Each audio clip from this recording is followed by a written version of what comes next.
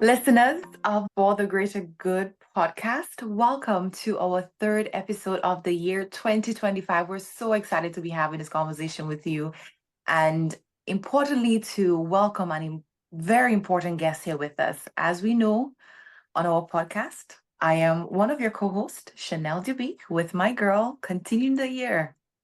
Yes. Hello, everyone. Welcome to a wonderful new year. I am your other co-host. Welcome again to the For the Greater Good podcast. Welcome, welcome. Ash, as we normally do reflections, what do we want to focus on? What are we looking forward to build on, to grow from, and to also just keep doing the work that we've been doing. And as we navigate this journey that we're on, we have the blessed opportunity to meet individuals along the way that can contribute immensely to the work that we're doing here. And on this episode, which is titled Navigating Focus and Motivation in 2025 with the mindfulness expert, it's going to be a dynamic, interactive conversation highlighting the relevance of mindfulness in achieving personal goals. And we're hoping that our conversation in a collaborative thought with our expert will be exploring practical strategies and mindful habits to cultivate motivation and focus in 2025.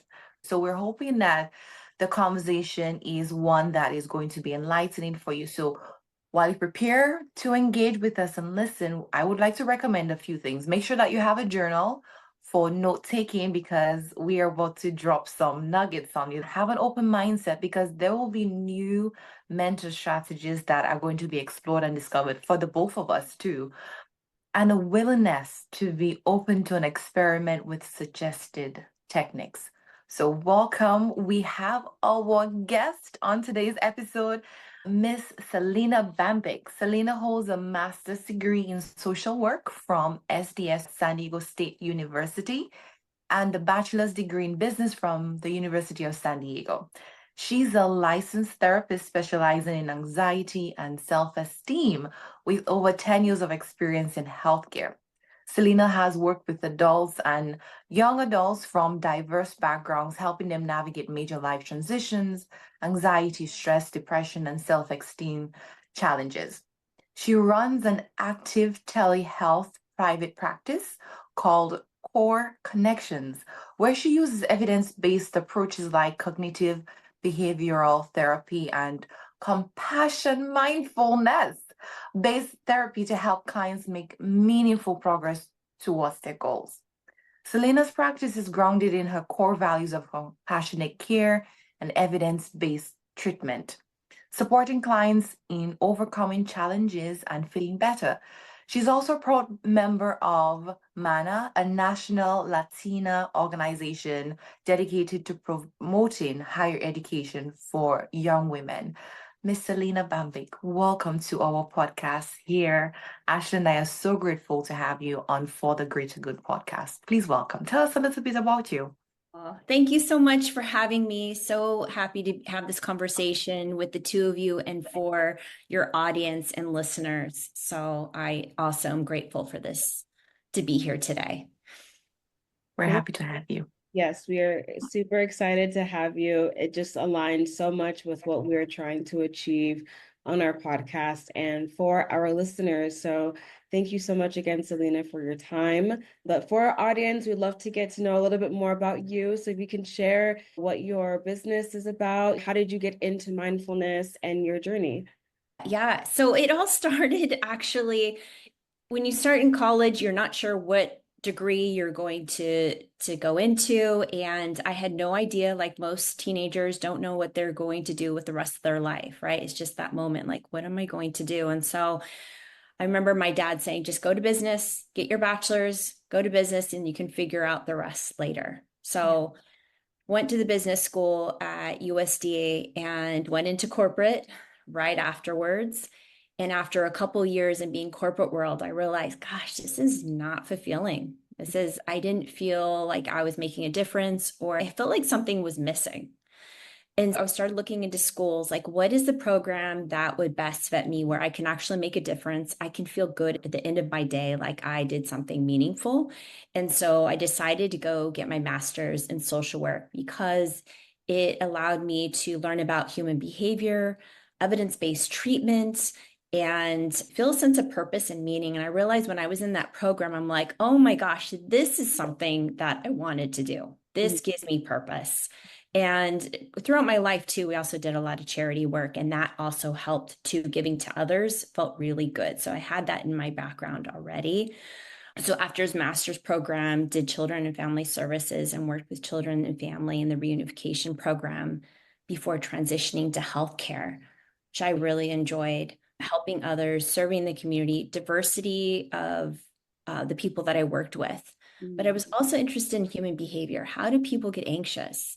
What causes depression? What causes stress? And so my background really helped me learn tools on how to mitigate that. What are some ways that we can reduce our anxious mind or when we're stressed out or burned out? And so that really helped. So that's how I came to it. And it was during COVID when I started mindfulness because I was an emotional wreck every time I went into the healthcare, thinking that I might get COVID. We just didn't know a lot. When the world closed down, we Exactly. had no idea. And so that's where my mindfulness practice actually began. Yeah. And so clearly now it's been 4 years, coming up on 5 years, in just a few short months that we had to go through this pandemic, and you had a transition of your own too as well. And ultimately, seeing that you have gone through that transition too, do you feel like the internal mission of who Selena is continues to make that difference in the way that you feel is fulfilling and is for the greater good of yourself and community as well? Absolutely. It's about the value, connecting with your value, whether it's purpose, it's meaning, if it's growth. So for me, is being able to learn. I loved learning and then being able to share it with others to help them whatever challenge that they were going through. So I Yeah. definitely felt meaning and purposeful. So Selena and I met, we were part of Chamber of Commerce group, a networking group years ago, about the same time. I would say at this point, 5 years, because we met prior to COVID. And during COVID, we had a session which you took us through a mindfulness practice, and that has stayed with me. And that was one of the reasons why, as we come into this year, and having gone through the last few years and seen the number increase of individuals who struggle with just in the internal management, how to get calmness internally. So we are so grateful to be having that conversation with you.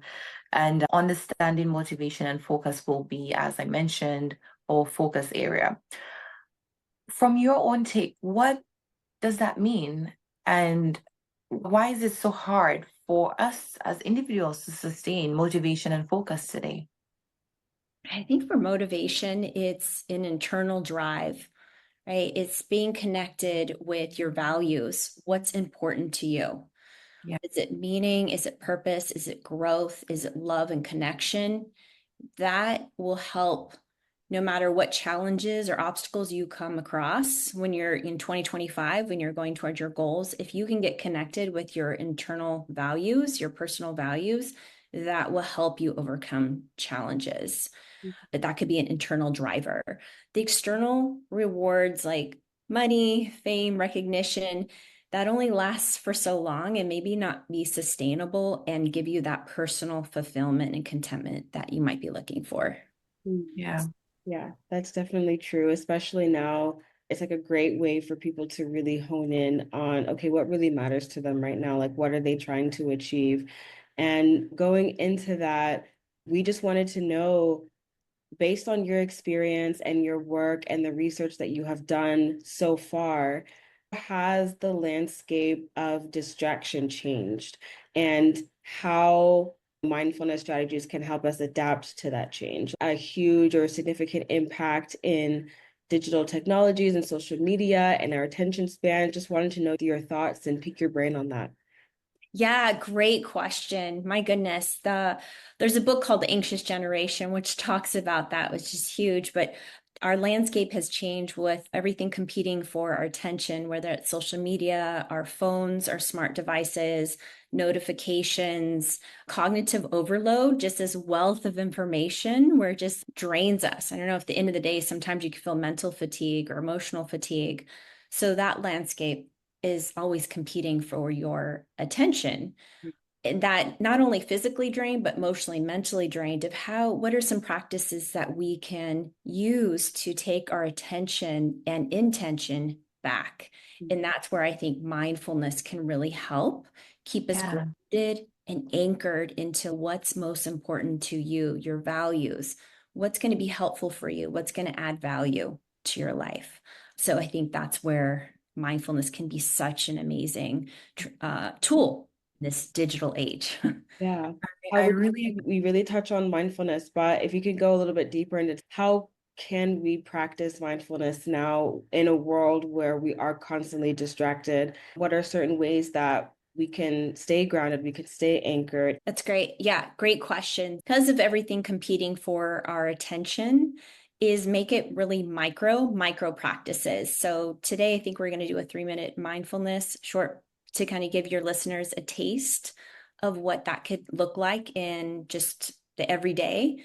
But we can even keep it very micro, like if you're at the office, maybe just focusing on your breath, because your breath is always present. It's present, and you take your breath everywhere with you. right. So you can focus on your breath, right? So you're being mindful of your breath without judging yourself of what, the feeling of your breath or the thoughts that you're thinking, because our mind is always thinking, it's always on. That's what the mind does. Mm. And so it's almost impossible. It doesn't have an off switch.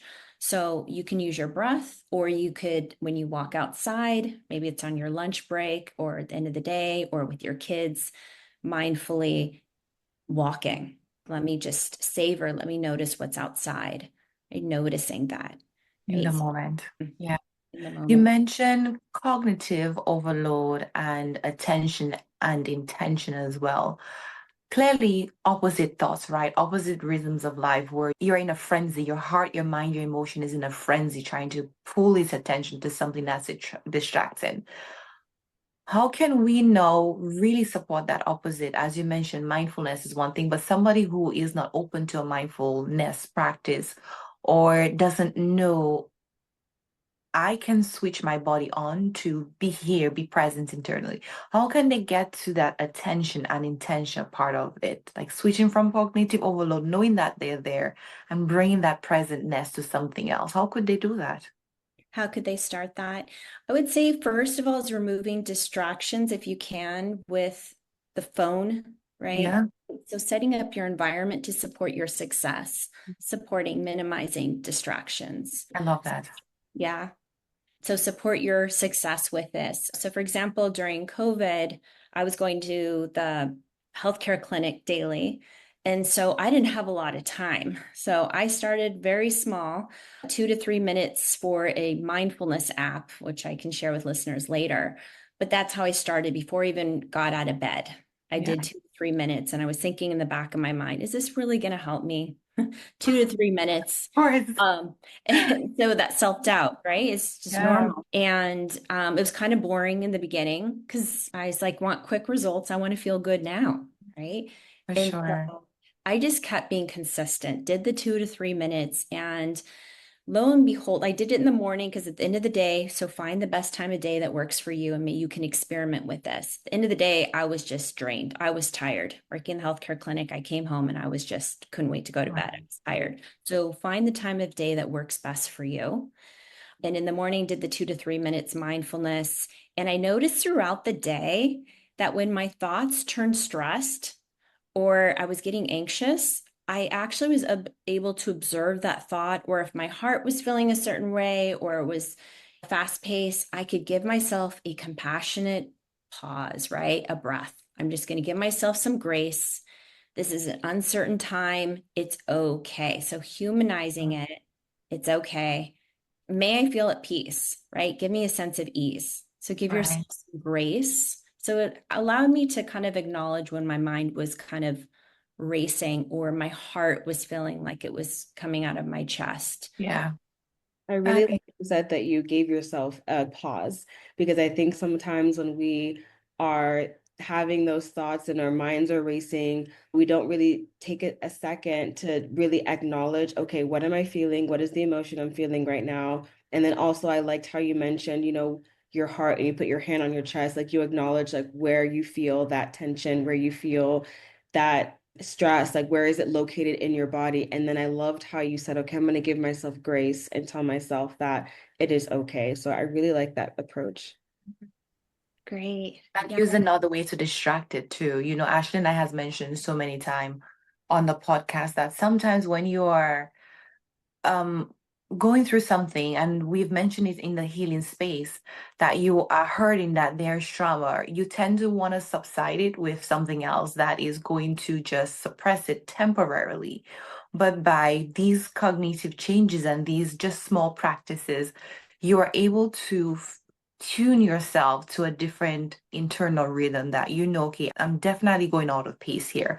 I should become more centered. So this center space being somewhere that's peaceful, that's calm for me. So it's really good that we acknowledge that this is happening. Are there common challenges people face in staying motivated? And how can mindfulness help us, help them overcome it?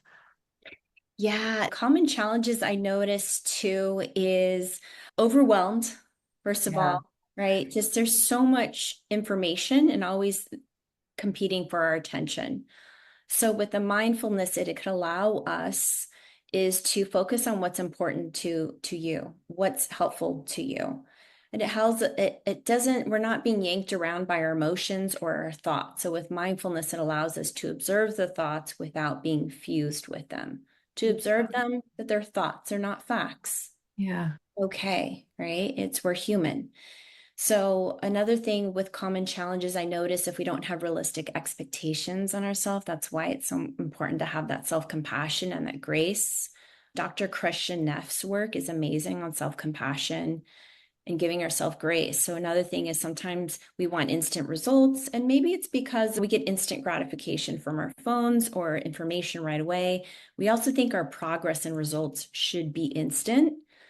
So that's where the grace is like, okay, recognize your small wins, recognize your efforts, right? Yeah, enjoying the process. I know it's kind of, they say cliche, enjoy the journey, but if there's little, if you every day, if you can do 1 to 3 wins, what did you do well today? What, just recognizing yourself, believe it builds its self belief in yourself and that self confidence. Yeah. Yeah. Thank you so much for that.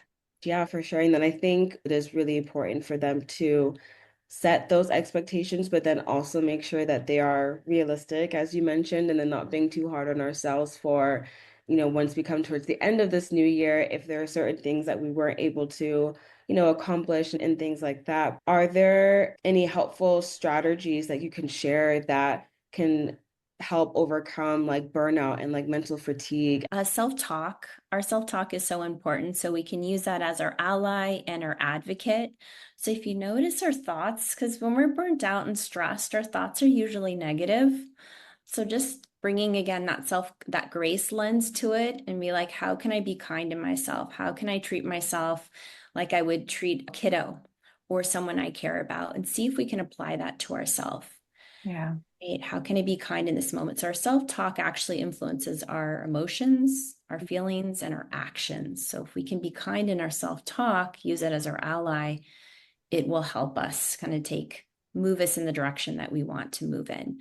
Other things, behavioral strategies is going for a walk, connecting, social connections, journaling, getting your feelings and thoughts out onto paper can be a great outlet. So start micro, also take care of your body, eating healthy as we know, right? Sleeping, resting. When your body and your mind start to resist this changes because there will be new things to your own personal environment, how can we persevere? We can continue and sustain these habits. For somebody who is hearing our conversation and they feel like they are in this stress, this tension zone. First, acknowledge where you're at without judging yourself. So acknowledge where Yeah. you're at. Hey, I'm not believing this. I don't think this is going to work for me. Get eclectic, find what does work for you. So, trying Okay. different approaches to mindfulness. It could be a formal practice of sitting and doing a guided meditation. It could look very different for someone else. Maybe it's loving kindness statements like, may I be at peace, may I be happy, may I bring a sense of ease into my body and into my day. It could be that. It could be a walk in nature. Some people feel really connected by being outside and getting away from just unplugging. So make it work for you. Maybe it's mindfully drinking a water. It's doing something nice for yourself, acknowledging your wins. Like, what did I do well today? Right. It's those little micro practices that can build your self belief, that can make you feel good about yourself, and that you're capable, that you have agency over your life, that you can affect change. Thank you for sharing that. I think that will be very important to know that we can do it. If we put our minds to it, we can accomplish it. Yeah. How can we also connect our personal values to professional and our own personal goals?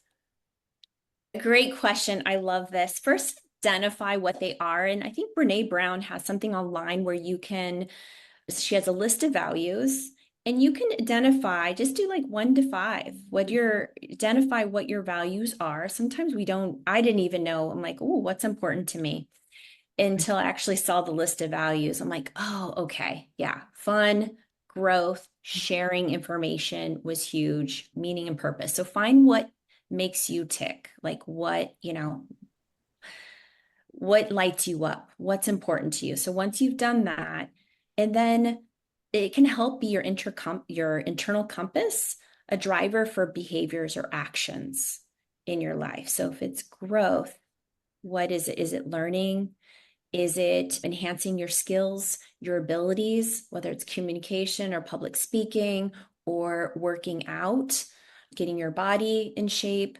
Mental fitness could be the mindfulness or observing our negative thoughts and instead reframing them to give ourselves grace and self-compassion. So just noticing, yeah, can we create a new thought that is kinder, right? For It's sure. more helpful, more positive, right? Change that own rhetoric for yourself because we are our own guide, just as exactly what you're saying. What we tell ourselves is that's what's providing that next step, the next stone that we're going to step forward on. And if it's not something that has stability or a good foundation, we're going to find ourselves toppling over because we don't have that solid foundation to step forward on, but as you said, that internal compass. Absolutely. So what I'm hearing from you, and please correct me as you're the expert on that side, is mindfulness and a practice or some micro action can serve as a bridge. We are here because we will do the mindfulness practice. We'll get that gratification that is in a different way, a more positive way, that will now allow us to cross over to wanting to sit down and do the work for the next great thing of our life. That's what I'm hearing you share with us, right? Okay. Yeah, because our minds are automatic pilot. It likes to conserve energy. So it just Mhm. keeps the same thoughts, right? And so until we bring intention and attention of what we're thinking and what we're doing, it's hard to shift that Yeah. little bit. So we have agency. We can just bring more awareness. So mindfulness brings us to the present moment without judging ourselves. And we get to choose or have agency of how we want to direct our attention, way that we want to direct our thoughts and our actions and behaviors in order to get to our goals or what's meaningful and purposeful in our life. And that's a great thing is that you can develop those skills, those mental fitness, right? And mindfulness could be a tool for that, along with other tools. And we're talking about mindfulness and could really help with reducing, like Harvard Medical School was saying that even 10 to 15 minutes can reduce stress levels and reduce that cortisol, that stress hormone. Could be good for your heart. Could also decrease anxiety and help with emotional regulation, which is all great things to help us achieve our goals for 2025 and beyond. Is having these practices. Right. One of the most important things that I'm also hearing from you too is that it really starts like up here. And it's so important because our brain is more powerful than some of us think it really is because it powers the rest of our bodies and it can really cause damage if we don't get a hold of that, if we don't get a hold of our thoughts, if we don't get a hold of how we're speaking to ourselves. And that transpires into our behaviors, into how we're showing up for ourselves every day. Yeah, absolutely. So Awesome. exciting. It's Yeah. exciting because you have agency and that autonomy to do that. And there's tools out there like mindfulness that can help you Mhm. do that, right? And so play around with it, make it fun, right? Mhm. Be eclectic, find what works for you. When we feel like we are falling behind or like losing confidence, how would you say we can use mindfulness to help us get back into realignment with that? So when you're losing confidence in yourself, also that self-talk that I am capable, Yeah. right? Notice that Dr. Carol Dweck's work is the growth mindset. She really talks about that.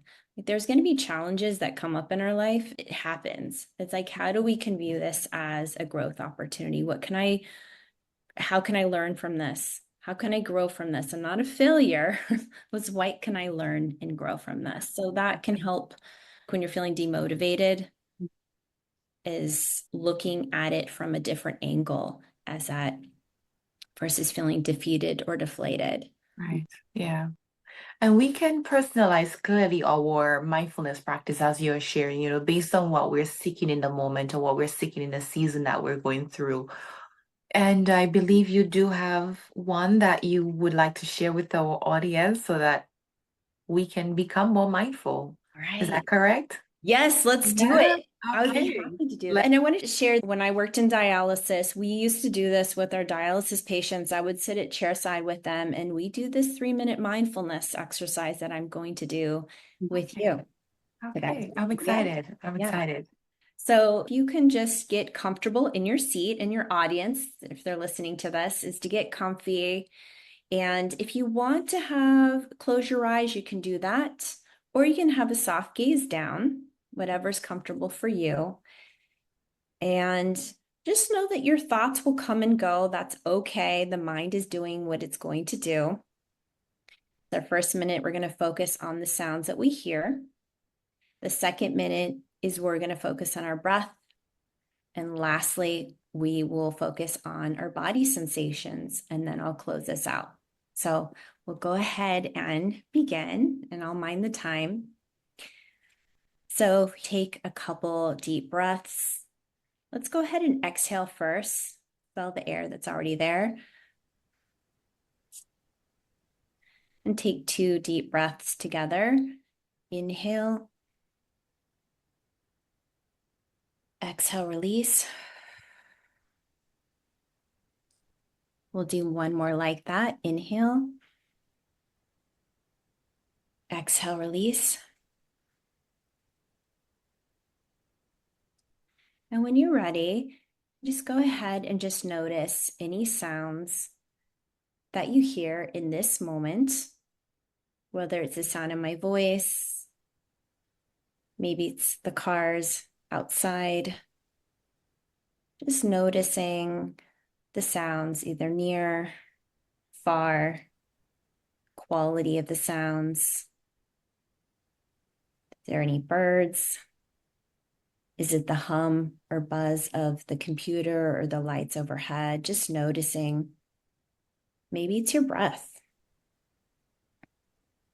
Just noticing what's here. And if your mind wanders, that's okay. See if you can gently invite your attention back to the sounds that you hear and using the sound as an anchor, the focus of your attention.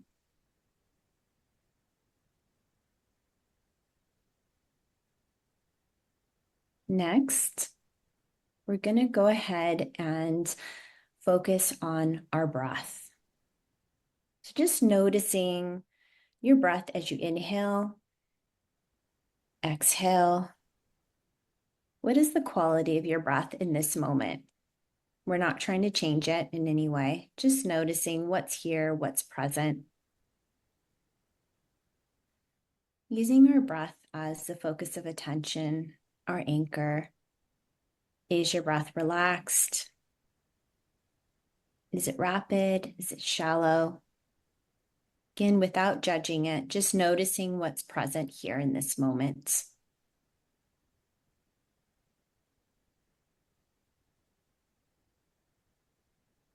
Just noticing. We'll do that for a little bit more.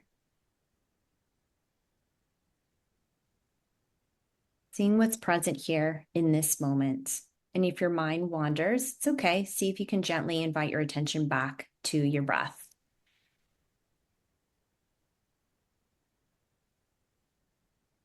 Lastly, go ahead and invite your attention to your body. Just noticing any physical sensations in your body. What's present in this moment? Start with your feet, your toes, the front of your legs, your shins, your calves. Notice any tension. See if you can use your breath, bring a sense of ease into any areas of tension, or maybe there's an absence of sensation. As we travel up the legs, to your seat area, to your hips. Is there any tightness? Just noticing what's here. Moving to your stomach. If there's any clenching, seeing if you can just notice. If you can bring a sense of ease to that area, to your chest, your shoulders, your back, your neck, to your jaw. Noticing if it's relaxed, if it's clenched, just noticing. We're not judging it or labeling it, just noticing it. To your eyes, to your eye sockets, back of your head, your forehead, just noticing what's here, what's present. And again, if your mind wanders to a thought, just gently invite your attention back to any physical sensations you are experiencing right here, right now. We'll travel to the top of our head, our hair, taking it all in before we close out our practice, just noticing how you feel, how your body feels. Does it feel any different than from when you started? And when you're ready, you can gently open your eyes if they've been closed and reorient to the space around you as we conclude this mindfulness practice. Yeah. That was so relaxing. Oh, Selena, what did you two do? Oh my gosh. I I don't was know like, how many of us were wiggling our toes as you were doing that body scan. How many of us paid attention and brought intention to this calmness? It was so relaxing. Thank you. I'm glad you guys liked it. I just trying to bring with your audience is that you can use sound as your anchor, your focal point. You can use your breath. You can use your body, physical sensations, and use what works for you, but giving your audience an eclectic approach to try and practice. Yeah. Yeah, so just make it eclectic for you. Practice different mindfulness techniques. See what works, what stick. Like during COVID, I did a short meditation practice and then eventually gradually went longer and longer. Now it's much longer, but be consistent, trying different things that works for you. Have fun with it and notice that it also changes our brain structure, right? Because our brains have that neuroplasticity. So you're also changing your brain too. So make it work for you. Have fun with it. Yeah. And know that you're doing something good for your brain, your mind, and your body. So, I agree. yeah. It felt great. I do feel great, Ash. yeah, I I mean, feel so good. relaxed. Yes. I'm like, okay. It's worth it. I'm happy that it was so short because it builds a good foundation for you to feel the effectiveness of it and for you to want more. So happy to be here with all of you. And I look forward to your audience getting something out of this conversation. So we always like to close and we always ask our audience a simple question so that they can see what things they can take away from our conversation. They can even practice in their own personal lives. So we'd love to ask you, Selena, how will you be soothing yourself for the greater good this week based on our conversations? Yeah, I'd say grace, giving myself grace when I don't see progress right away, enjoying the journey, having fun with it, So that would be my practice is when the negative self-talk happens or self-doubt or second guessing myself is okay, I am capable, right? Is really using my self-talk as my ally to help me execute on the things that are really going to make positive changes in my life and serve my clients in my community. So that's my daily practice. Yeah, thanks for that question. Thanks Yeah. for sharing that. I am certainly going to be taking a lot of what you shared with us. Mindfulness has been something near and dear to my heart, but not honestly practiced in a way that it deserves for me to see the results of it. I'm one of those people who sometimes I know that it will take a while for the goal to be accomplished, but sometimes I want that instant reward. And I have to understand that doesn't always come about if you don't do the work that's adequate for that to support itself on.